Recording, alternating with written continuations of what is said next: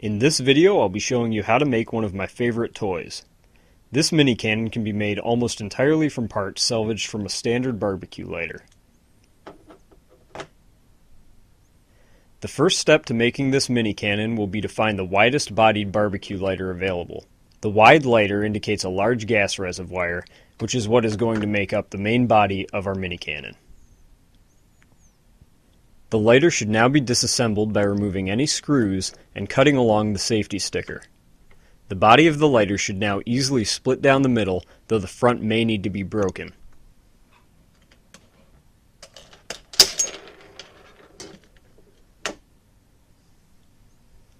At this point, the gas line and wires will now be exposed.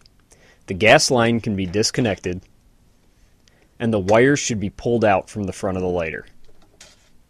Now with the gas line disconnected and the wires pulled from the front of the lighter, you can extract this gas chamber.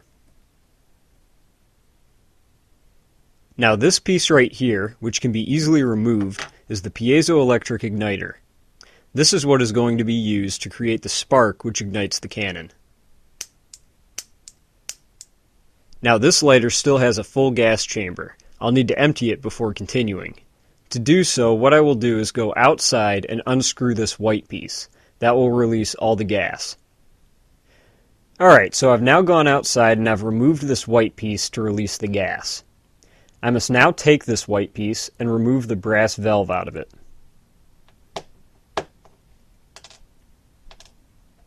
Now in this piece, there's a larger hole towards the bottom and a small hole towards the top.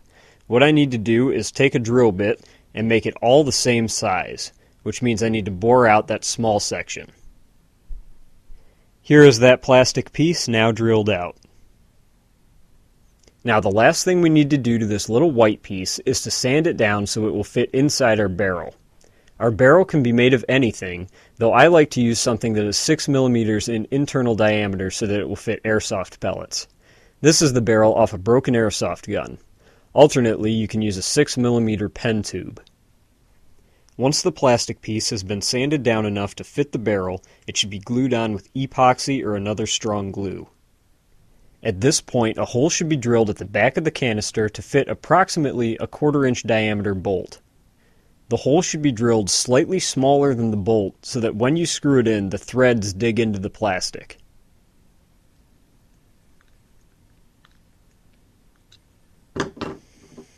The next thing we are going to do is to take 2 of these self-tapping screws and screw them through the wall of our chamber. The goal is to screw them in so that they will come very close to touching in the center. This is where our spark is going to jump across once we have our piezoelectric igniter hooked up.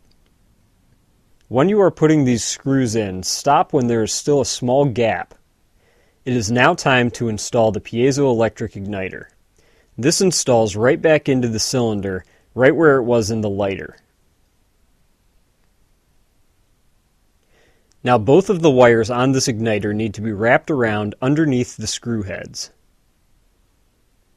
The screws can then be tightened down fully onto those wires. Once you are confident that both of these wires have a good connection, you can go ahead and cover the heads of the screws with hot glue. You can see I've already done so on this cannon. If you do not insulate the screw heads with hot glue, when you squeeze the trigger and you are holding the cannon like this, the screw heads will be making contact with your hand and you will simply be shocking yourself rather than igniting it. With the hot glue now over the heads of the screws on this cannon, it is now ready to fire. A final touch, however, is to add the trigger from the original lighter back to the cannon. The trigger does not fit as is right back on top of the piezo because the barrel is now in the way. What needs to be done is to have the top of the trigger chopped down. You can see I've chopped down the trigger so that there's enough room for it to slide over the piezo. It can now be hot glued in place and the cannon is ready to fire. Now to fire this cannon, first I will remove the rear plug.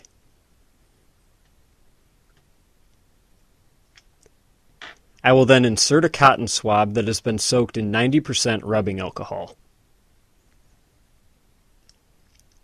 I will rub this swab along the walls just like that. I then replace the plug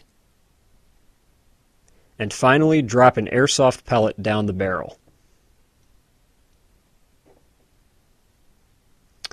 Now to fire, all that needs to be done is to squeeze the trigger.